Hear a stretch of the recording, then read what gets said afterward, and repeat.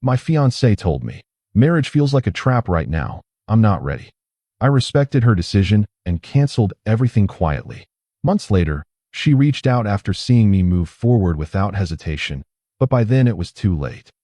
"Marriage feels like a trap right now," she said it the same way someone says they don't feel like pizza tonight. Casual, clean, no trembling voice, no tears, no long build-up.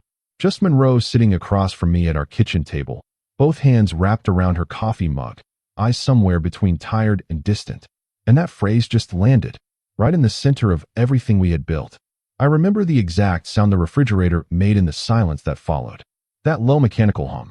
I remember thinking, that's the loudest sound I've ever heard. Because what she actually said, without saying it, was, "You feel like a trap." Not marriage. Me. I didn't argue. I didn't beg. I didn't ask her to explain what she meant because I already understood every single word of it. I just set down my own mug slowly and nodded once, like I was agreeing to a change in dinner plans. And the thing that nobody tells you about moments like that? The quiet ones. The ones without screaming or throwing things. Those are actually the ones that break something in you permanently. I didn't know it yet. But that morning, that one quiet nod, that was the beginning of the end of who I used to be. And what happened after that silence spread out between us and took root? Neither of us was ready for it. Especially her. Let me tell you what was sitting on the table when she said those words. Not just the coffee mugs. A venue deposit. Non-refundable. $11,000 we had split down the middle. A guest list with 214 names on it. Her mother had already bought her dress. My grandmother had already bought her plane ticket from Portland. We had tastings scheduled, a florist confirmed, a photographer who had blocked off his entire weekend 7 months from that morning. We had an apartment lease that ended in June because we were supposed to be moving into our first house together in May. A house. We had a house picked out. We had walked through it twice. She had already decided which room would be her studio. I had already measured the garage twice because I had plans for a workshop space. We were 31 days away from signing the mortgage paperwork. And we were 4 months and 18 days away from standing at that venue and saying things in front of 214 people that apparently, as of that Tuesday morning, she wasn't sure she wanted to say. I had a ring on the table between us two. Not literally, but figuratively. Everything we were. Everything we had decided together. All of it was sitting right there, and she looked at it and said it felt like a trap. I didn't realize it then, but that moment changed everything. Not just for us, for who I would become after. If you enjoy real stories like this, subscribe, because what happened next changed everything for me. I'm 33. Monroe and I had been together for 3 years and 4 months when she said what she said. We met at a mutual friend's birthday dinner in the West Village, argued about something stupid in the first 20 minutes, and somehow ended up talking for 6 straight hours after everyone else went home. That was Monroe. Magnetic when she wanted to be. I need to back up. Because to understand that Tuesday morning, you need to understand the 6 months leading up to it. The 6 months where things were fine on paper, but something felt slightly off-center. I couldn't name it. I kept trying. Monroe started picking up extra projects at work around November. She's a set designer, good at it, genuinely talented, and there was a production company that had been chasing her for a while. She started saying yes to things she used to say no to. Late nights, weekend site visits, dinner meetings that ran past 10. I told myself it was just a busy season. I told myself she was building her career and that was a good thing. And it was. It genuinely was. But somewhere in there, a small voice in the back of my head started noticing things. The way she'd come home and sit with her phone for 40 minutes before actually being present in the room with me. The way she stopped asking about my day. Not dramatically, not in a fight, just quietly stopped. The way she changed the subject the 2 times I brought up the seating chart. The way she went to her sister's for a whole weekend and came back seeming lighter somehow. And when I asked if everything was okay, she said yes too fast. I noticed. I just didn't want to be the guy who pushed. So I didn't. I carried the wedding planning almost entirely by myself those last 2 months. Confirmed the catering. Followed up with the photographer. Handled the invitation printing when the first batch came back with a typo. I thought I was being supportive. I thought I was picking up the slack while she was busy. I didn't consider that maybe she wasn't picking up her half because she was having a much harder conversation with herself than she was having with me. My best friend, Grayson, noticed before I did. We were at his place watching a game one Sunday afternoon, and out of nowhere he just said it. She excited about the wedding? I said yeah. He said, when's the last time she brought it up on her own? I started to answer. And then I realized I didn't have one. I changed the subject. I should have sat with that question longer. I should have let it settle somewhere honest inside me, and then gone home and actually talked to Monroe. But I didn't, because some part of me already suspected the answer, and I wasn't ready to hear it. So I let another 3 weeks go by, and then came that Tuesday morning. She had been awake before me. That was unusual. I came downstairs, and she was already at the kitchen table. No music, no podcast, just sitting. And the second I saw her face, something in my chest tightened. She looked like someone who had made a decision and was trying to figure out how to carry it through the door. I poured my coffee. I sat down. I looked at her, and I said, "Hey." She looked at me for a long moment. And then she said it. "Marriage feels like a trap right now. I'm not ready." 7 words that rewrote everything. I set my mug down. I breathed. I looked at her face and I said, "Okay. Just that. Okay." She blinked. I think she expected an argument. Or tears. Or for me to start asking the 1,000 questions that were obviously lined up inside my chest like dominoes. But I didn't ask any of them. Because here's the thing.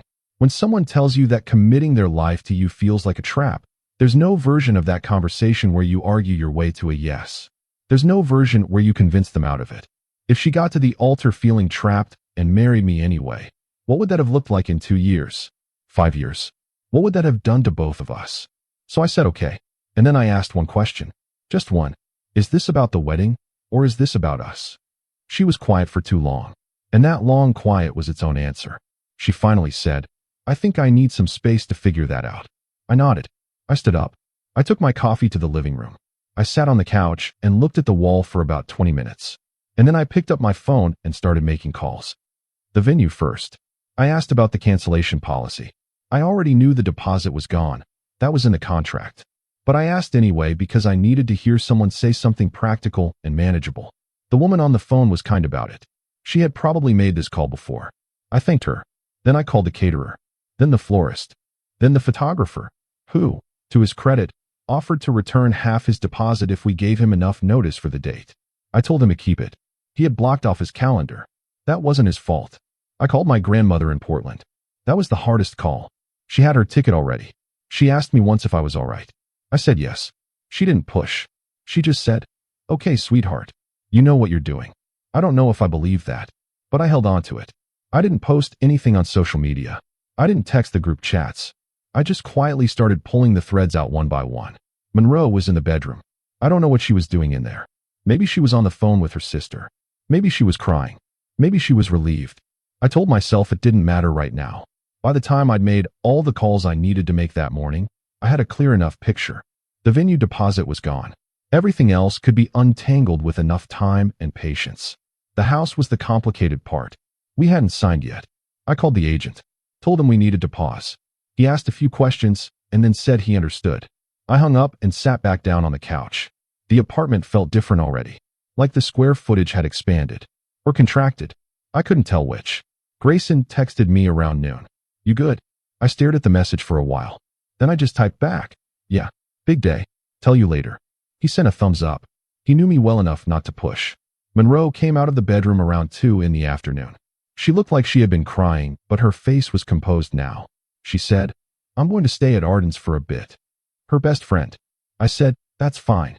She looked at me like she was trying to read something in my face. I kept it neutral. She started moving around the apartment, gathering things. A bag, her laptop, her skincare stuff, the plant she had named Theodore. She picked up Theodore and then looked at me again. She said, "I'm sorry." I said, "I know." She said, "I don't mean it as, I'm not trying to hurt you." I said, "I know, Monroe." Something moved across her face that I couldn't fully identify. She nodded once and left. I listened to the elevator go down in the hallway, and then I sat in the silence of that apartment for a long time, until it started to feel less like a wound and more like just a room. I met Grayson for drinks that Friday. I told him everything. He listened all the way through without interrupting. That's something I've always appreciated about him. He lets you finish. When I was done, he was quiet for a moment. Then he said, "How do you feel? Not what are you going to do? Not I told you so. Just how do you feel?" I thought about it honestly. Like I dodged something, I said, and like I lost everything at the same time. Both of those things are true. He nodded. Then he said something I've thought about many times since. "You know what I think? I think she was more honest with herself than most people are." That's not nothing. I looked at him. He said, That doesn't mean it doesn't hurt. Doesn't mean you didn't deserve better communication before it got this far. But she told you the truth before it was too late. That's actually rare. I thought about that. I thought about all the people who get to the altar and stand there and say the words anyway, feeling exactly what Monroe felt, and just swallow it, and then spend years slowly unswallowing it. In divorce attorneys' offices, or in the quiet resentment of a house where two people stopped reaching for each other. I still canceled everything, I said. I know, he said. And that took something. Not really, I said. It was just the right thing to do. And I meant it.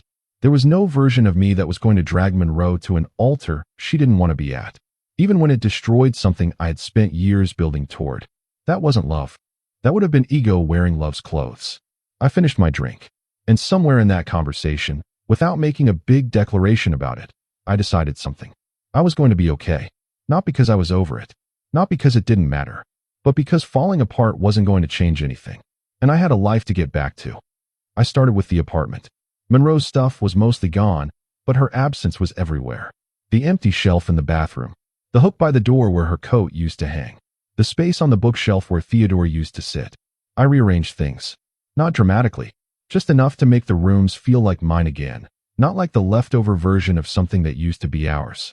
I started cooking again. I had stopped without noticing. When you're in a relationship for 3 years, you stop cooking for yourself. You cook for two. And when the two becomes one, there's this strange moment in the kitchen where you realize you don't know what you want to eat.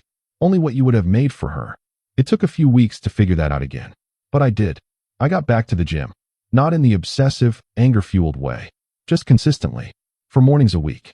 Showing up because structure was the first thing I needed, and I knew it. I went back to a woodworking project I had abandoned 8 months ago, a workbench for the garage of a house I was no longer buying. I set it up in the corner of the living room instead. It looked ridiculous. Grayson came over and laughed at it for 5 solid minutes. I laughed too. It was the first time I had laughed since that Tuesday morning. Felt strange in my throat. Good strange. I started sleeping properly again around week 3. Not great, but properly. That mattered more than I expected. Work helped. I'm an architectural consultant, mostly commercial projects, the occasional residential job. I had a mixed-use development proposal sitting on my desk that I'd been giving half my focus for weeks. I gave it my full focus now. There was something almost meditative about having a complex problem to solve that had nothing to do with my personal life. I stayed late a few nights. Not to avoid going home. Just because the work was actually good and I was actually in it. My boss, Sterling, noticed. He stopped by my desk one afternoon and said, "Whatever's going on with you lately, it's working." I told him I just cleared some headspace.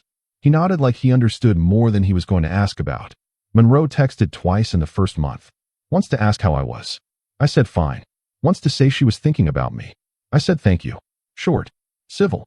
No invitation to open a door I had decided to leave closed for now. I wasn't cold. I was just deliberate. Because I know myself.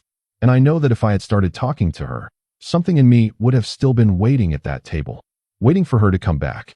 And I couldn't build anything real from behind a wall of waiting. So I answered. Briefly. And then I kept moving. About 6 weeks after Monroe left, Grayson pulled me into going to a gallery opening in Tribeca. I didn't want to go. I was in a hoodie on my couch with the workbench project and a half-eaten bowl of pasta. He showed up at my door anyway. "You're going," he said. "I'm not ready to." "It's a gallery opening, not a date," he said. "Get a jacket." I went. The gallery was showing a collection of architectural photography, bridges, mostly, structural work, which is why Grayson knew I'd actually like it once I stopped resisting. He knows me better than almost anyone. About an hour in, I was standing in front of a photograph of the Williamsburg Bridge shot from directly underneath, that angle where the steel geometry becomes almost abstract, and someone stepped up beside me and said, "It looks like it's alive." I glanced over. She was looking at the photograph. Not at me. "The structure?" I asked. "The tension," she said. "All those cables. It's holding so much together, and you can feel it. Like it's working." I looked back at the photo. She wasn't wrong. Her name was Fallon. She was a structural engineer who had accidentally ended up at an architectural photography show because she had walked in off the street to get out of the rain and stayed because it turned out to be actually interesting. We talked about the photographs for 40 minutes. Then Grayson materialized at my elbow, assessed the situation in about 3 seconds, made a flimsy excuse about needing to get home, and disappeared. Fallon and I ended up at a coffee place down the street for another 2 hours. I didn't think about Monroe once. Not until I was walking home and realized I hadn't. And the realization didn't make me feel guilty. It made me feel something more complicated, like a door opening in a room I had assumed was permanently sealed. I texted Grayson when I got home. He wrote back, "Finally. I want to be clear about something. What happened with Fallon wasn't fast. I wasn't using her to get over Monroe. I wasn't performing some version of moving on to make a point to anyone. I wasn't ready to fall into something new, but I was ready to be open. There's a difference." Fallon was direct and sharp and funny in a way that caught you off guard. She had strong opinions about load-bearing structures and very little patience for pretension. She liked old diners, terrible action films, and was in the middle of building her own kayak in her apartment. A kayak. In her apartment. In Brooklyn. She showed me a photo of it on our second time getting coffee. It was occupying her entire living room. "Is that a problem?" she asked. "Only if you want to keep the living room," I said. She smiled and said, "I don't need the living room. I need the kayak." That was Fallon. I liked her. Not in the way you like someone when you're lonely and they're available. In the way you like someone when they say a specific thing and something real responds to it in you. We kept it slow. Easy. No declarations. No rushing. Just two people who found each other's company genuinely worth having. And slowly, quietly, something started to shift in me. The apartment stopped feeling like the leftover of something lost. It started feeling like the beginning of something else. Around month 3, Monroe's best friend Arden texted me. I hadn't spoken to Arden directly since everything fell apart. She and I had always gotten along. She was practical and kind, and she had always treated me well. She asked if she could call. I said sure. She was quiet for a second when I picked up, and then she said, "I need to tell you something. Monroe would be upset with me, but I think you deserve to know." I said okay. She wasn't just unsure about the wedding, Arden said. There was someone from her production company. It wasn't physical, but it was close to being something, and she knew it, and it scared her. And instead of dealing with that honestly, she convinced herself the problem was the marriage. I sat with that. She ended it, Arden said. Whatever it almost was. But by then she'd already told you what she told you. I didn't say anything for a moment. "Why are you telling me this?" I asked. "Because she's been asking about you," Arden said. "And I don't think that's fair unless you have the full picture." I thanked her. I sat with it for a long time after we hung up. And the strange thing? It didn't change how I felt about what I had done. I had made the right call. Because even in a version of that story where the near thing with the other person never happened, Monroe still sat across from me and told me I felt like a trap. That was still true. That still would have been there. The other information just reframed the picture. It explained the distance. The half-presence. The way she came back from her sisters that weekend seeming lighter. Like someone who had made a decision about something I wasn't part of. It made sense of things I had quietly wondered about. And it made me realize that the problem had never been the wedding. It had been a version of her that had started living slightly outside of us without telling me. I didn't feel angry. I felt clear. I don't know exactly what Monroe saw or when she saw it. She and I had no mutual social media. But Grayson and Monroe followed each other on Instagram. And Grayson is not a private person. He posted from the gallery opening. He posted from a dinner where I happened to be in the background next to Fallon. He posted from a group hike upstate where Fallon was very much in the foreground. I'm not on Instagram much. I didn't know what he was posting in real time. I just know that about 3 months after she left, at the point where I had canceled every last detail of our wedding, renegotiated my apartment lease, returned the engagement ring to the jeweler, gotten back almost nothing for it, but done it anyway, and was genuinely in the middle of building something real with Fallon, Monroe called. Not texted. Called. I looked at the name on my screen for a moment, and then I answered. "Hey," I said. She said hi. Pause. "Is this okay?" "Sure," I said. Another pause. "You seem..." She started, then stopped. "Grayson posts a lot." I said. "Yeah, he does." She laughed a little. It sounded like it cost her something. "You look good," she said. "In the photos." "Thanks, Monroe." Silence. "Are you seeing someone?" she asked. I didn't lie. "I'm spending time with someone," I said. "Yes." She was quiet. Then she said, "I think I made a mistake." And there it was. The sentence I think some part of me had been waiting for, even after I had stopped waiting for it. It's a strange thing, hearing those words. Because you spend weeks telling yourself not to wait for them. And then they arrive. And you realize they got here too late. Not because you planned it that way. Not as some elaborate revenge. Just because time is not a reversible thing. You cancel the venue. You call the caterer. You rearrange the apartment. You show up to a gallery in Tribeca because your best friend drags you off the couch. You talk about the tension in suspension bridges with someone who walked in from the rain. You have coffee twice, then 3 times, then dinner, then a Sunday morning walk along the water with someone whose laugh catches you off guard.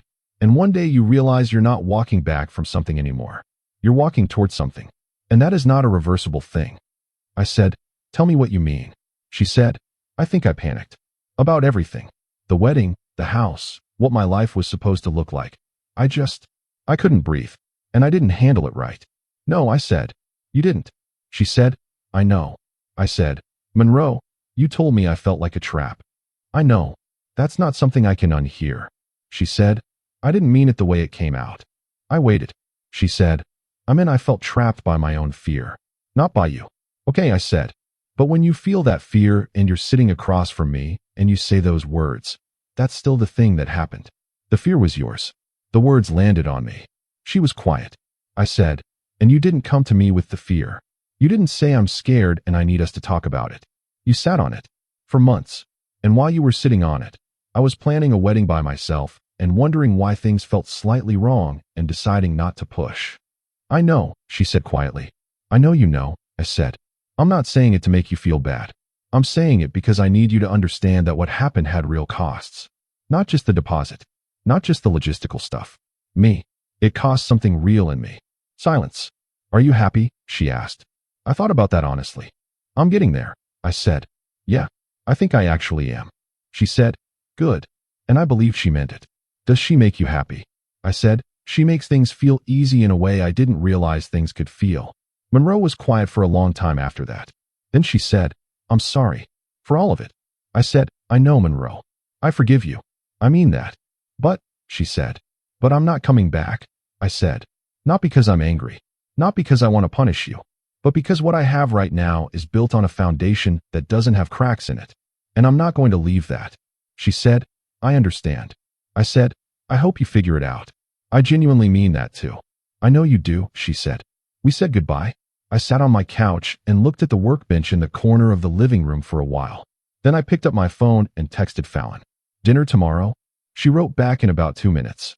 "Yes, but I'm choosing the diner. You always try to go somewhere fancy." I smiled. In the weeks after that call, I thought a lot about the story Arden had told me, and I realized something. Monroe's situation was more human than it was villainous. She had gotten close to something that scared her. Instead of dealing with it directly, she turned the fear sideways and called it the marriage. Called it me. That's not uniquely monstrous.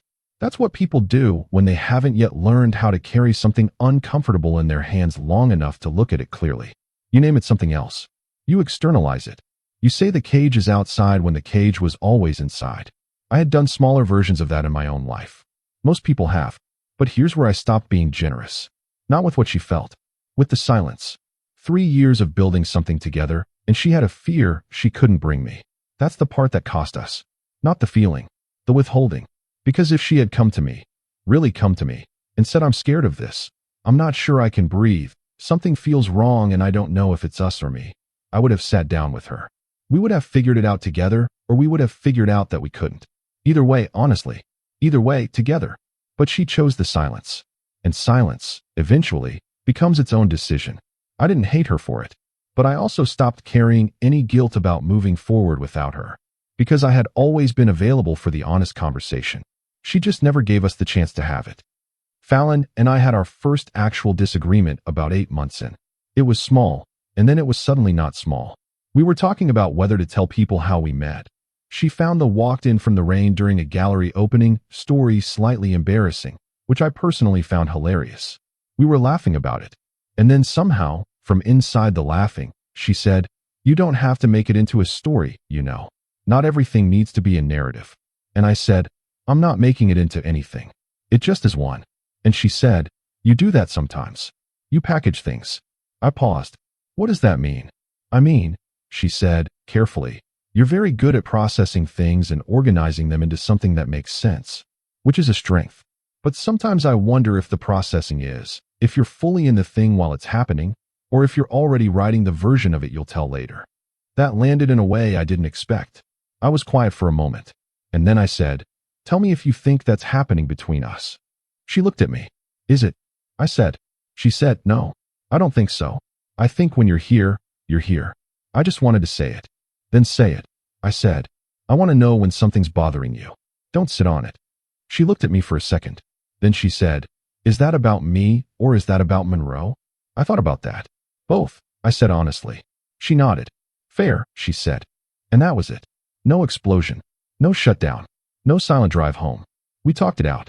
Like two adults who had both been around long enough to know what the alternative looked like. That's when I knew. Not in a lightning bolt, movie moment way. Just in the quiet certainty of watching someone meet you in the middle without being asked. That's when I knew what this was. A year after Monroe sat across from me at the kitchen table and rewrote everything I thought I knew about my future, I signed a lease on a new apartment. Just mine. Then Fallon and I started talking about eventually, and what eventually looked like, and at what pace. Easy. Unhurried. No spreadsheets. No non-refundable deposits. Just the conversation. Grayson came over when I was setting up the new place. He looked around at the half-assembled shelves and the boxes and the workbench I had dragged from the old apartment and said, "This is very you." I said, "Yeah." He said, "You good?" I said, "Yeah. Actually, yeah." He said, "I mean it. You seem different." I said, "I am different." He said, "Good different or lost something different?" I thought about it. "Both," I said, "but mostly good." He nodded. He helped me put the shelves together. And somewhere in the middle of that, in a half-assembled apartment in the city I love, I realized something. Monroe hadn't broken me. She had actually, accidentally, done me a significant favor. Because the version of me that would have argued her back to the table, the version that would have pushed or panicked or spent months trying to convince her that her feelings were wrong and her fear was just nerves and everything was going to be fine. That version would have built a marriage on a fissure, and fissure spread. The version of me that just nodded once and started making calls. That version found out who he was without someone else in the equation. Found out he could cook for one. Could show up to a gallery in a hoodie. Could talk about suspension bridges with a stranger who walked in from the rain. Could build something slow and honest and fundamentally sound. Could choose, fully and clearly, without the background noise of something unresolved. That version of me is not the version Monroe was planning a life with. He's better. And Fallon gets him. I think about that sometimes. How strange gratitude is. How it shows up in unexpected places. Monroe called what we had a trap. And maybe, for her it was. But it wasn't a trap she was locked inside of. It was a door she walked through. And on the other side of that door, without meaning to, she set me free. I heard about Monroe through Grayson, occasionally. She was doing well. Took on a major production. Had moved to a new apartment in Astoria. Was seeing someone, eventually. A sound designer named Mercer who apparently also had very strong feelings about theater. I was genuinely glad. Not in a pointed way.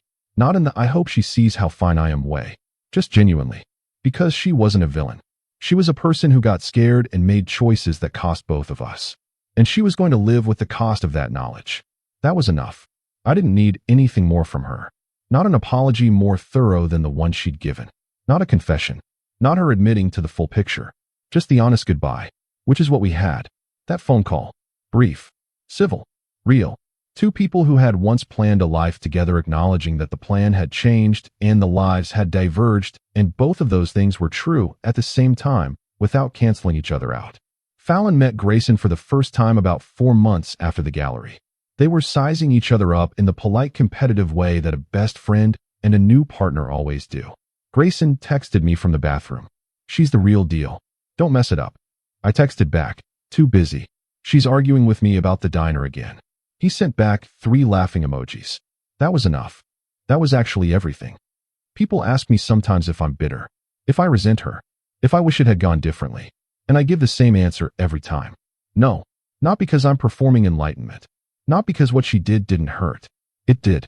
That Tuesday morning left a mark that took months to stop feeling.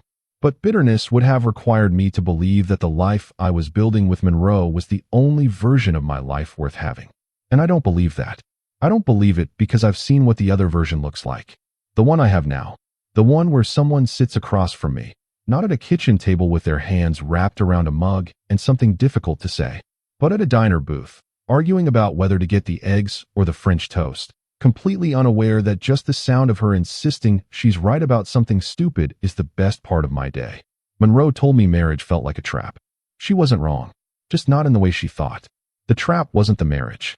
The trap was staying in a version of my future that had already quietly decided I wasn't necessary to it. Walking out of that trap, even with the deposit gone and the calls made and the boxes moved, was the only move that made sense. And I'd make it again, every single time. The refrigerator was still humming that morning. I just finally stopped pretending I couldn't hear it.